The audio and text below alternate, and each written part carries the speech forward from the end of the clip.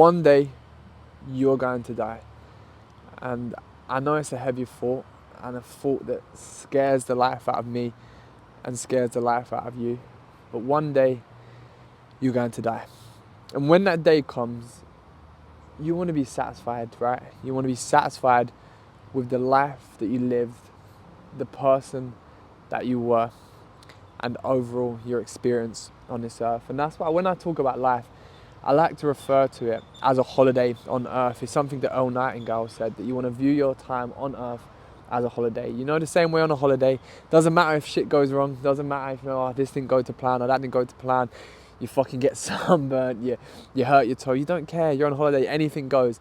And that's the way we want to live our life, not getting caught up in these minor inconveniences and these stupid little things. And that's why I've got the book here, Top 5 Regrets of the Dying, and I'm going to talk you through some of the lessons that I took from this book and how it's impacted my life and helped me and how it can help you. The first thing that I actually want you to do is write down 5 things that you believe you would regret if you died.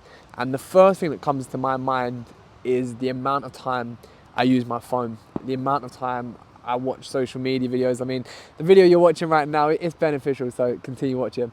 But yeah, the amount of time we spend on social media just pointlessly scrolling and essentially distracting ourselves from the beautiful experience of life. So this book was written by a lady called Bonnie, who spent her life working with dying people, and she brought together the top 5 regrets, the things that she, every single one of them used to say, essentially, and she put a list together in order to stop anyone else from making these mistakes, having these regrets, and just allow us to live a life that we're proud of, So the first thing on the list, the number 1 regret, was I wish I'd had the courage to live a life that's true to myself, not the life that others expected of me, products of our environment. This is one that I honestly believe most people struggle with. It is so hard to be yourself in a generation and a society where there is so much judgment, talking shit on social media. There's so much opportunity to be judged, and this can stop people living a life that's true to them, maybe doing a job that they don't actually enjoy.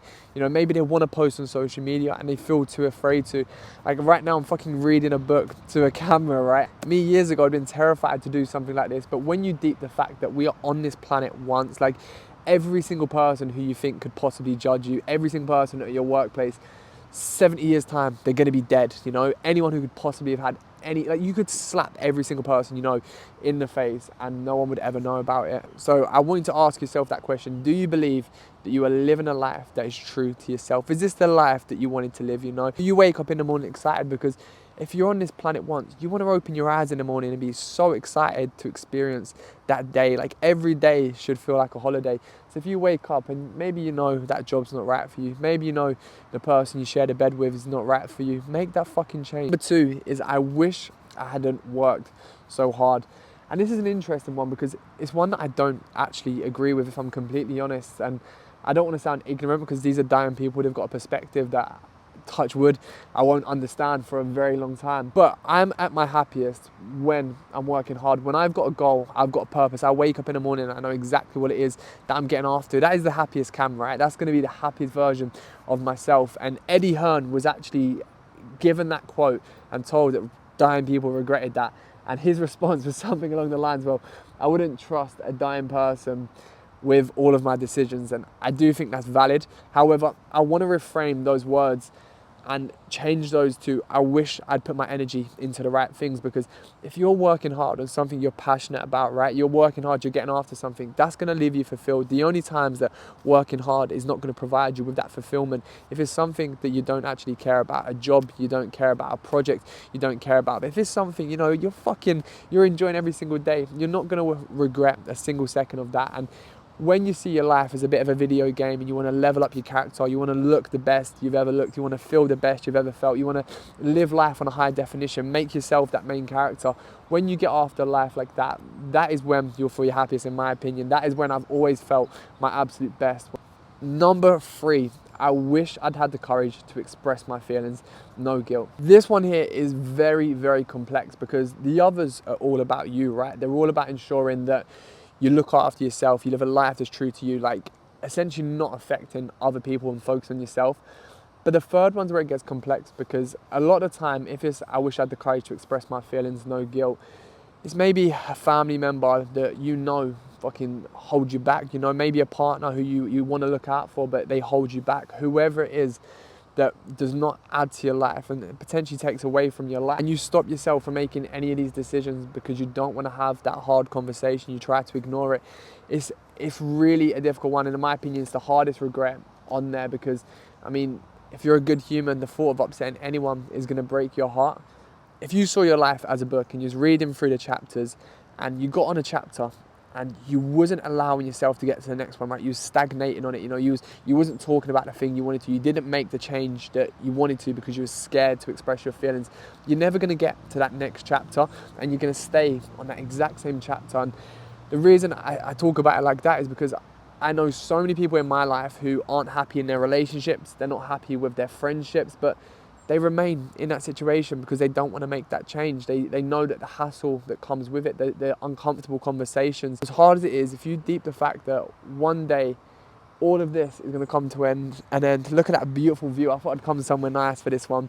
All of it is going to come to an end, and to think that you could live a life where you don't get to experience it fully, you're not present, you're not enjoying the things that you know you want to be doing because you're scared to have that conversation, you got to make that change. Oh, I wish I'd stayed in touch with my friends.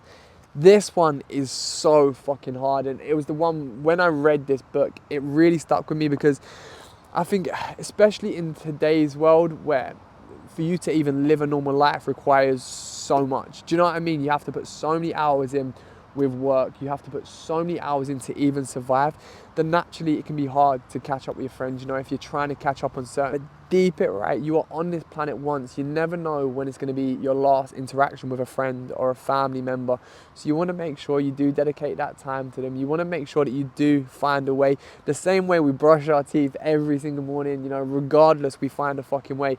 If you can dedicate, even if it's one day a month, to see that person, to just commit yourself to it the same way you would a meeting, where regardless of how busy you get, you prioritize that date the same way you would if it was a meeting.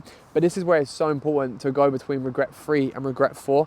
Are these friends actually your friends, or are they drinking partners? You know, are they people you actually want to be around? Are they people you actually care about? People in your life right now that you know, I need to see them a little bit more, I need to dedicate a little bit more time to them. Drop them a text, give them a call, whatever it is, book in a little date, say, you know what, mate, I want to see you, can we meet up and get that done? And then finally, regret number 5, I wish I'd let myself be happier. Happiness is now a matter of perspective. I have been so guilty for this across probably the last maybe 5 to 10 years, where I constantly say, when I achieve X, or when this happens, or when that happens, that's when I'll be happy. When I do the thing, that's when I'll be happy. When I achieve this, that's when I'll be happy. Constantly leaving happiness in the future. And if you leave happiness in the future, that is where it will stay. I think all of us are guilty of this, of thinking that we need to wait until life's perfect to be happy. Made that achievement and then we can be happy, or we've done this thing, we've done that thing.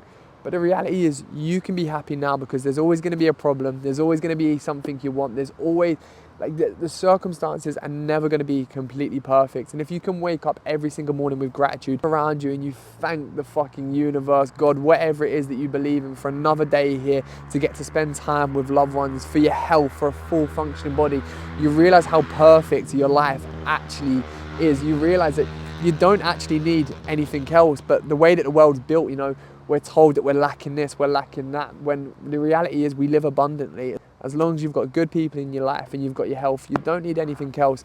And that's what social media does. It tells us we need this, we need that, you know, you can't be happy until you have this thing. That's the way that marketing is. So many people work day in, day out to buy shit that they don't even enjoy, just to impress other people. I'm gonna read these out one more time, and you could even write down a little answer to these questions on how you can change your life based on this. So regret number 1, I wish I'd had the courage to live a life true to myself, not the life others expected of me.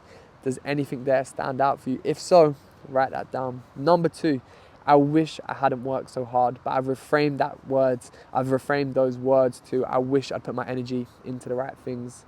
Number 3, I wish I'd had the courage to express my feelings.